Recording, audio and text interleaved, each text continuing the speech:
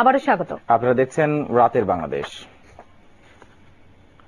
Software শিল্পকে শুল্কমুক্ত ঘোষণা দেওয়ার ইঙ্গিত দিয়েছেন অর্থমন্ত্রী আবুল মাল্লা আব্দুল মুহিত। আগামী বাজেটে এই ঘোষণা আসতে পারে।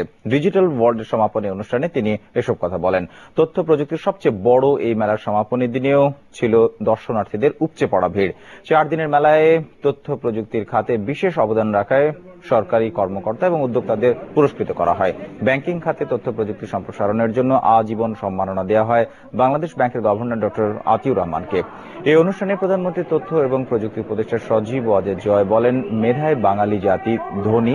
এই মেধাকে কাজে লাগাতে পারলে বড় বড় আইটি কোম্পানি আর গুগল, ফেসবুক বাংলাদেশেই হতে পারে।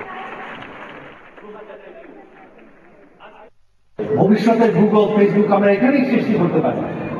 তবে সেটার জন্য তাদের কিছু ফ্যাসিলিটি দিতে হবে, কিছু সুযোগ সুবিধা দিতে হবে।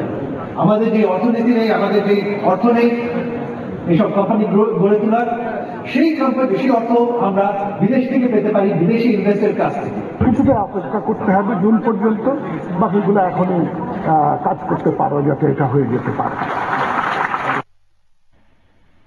বিএনপি চেয়ারপারসন বেগম খালেদা জিয়াকে মানবতা বিরোধী অপরাধের দায়ে বিচারের মুখোমুখি করার হুমকি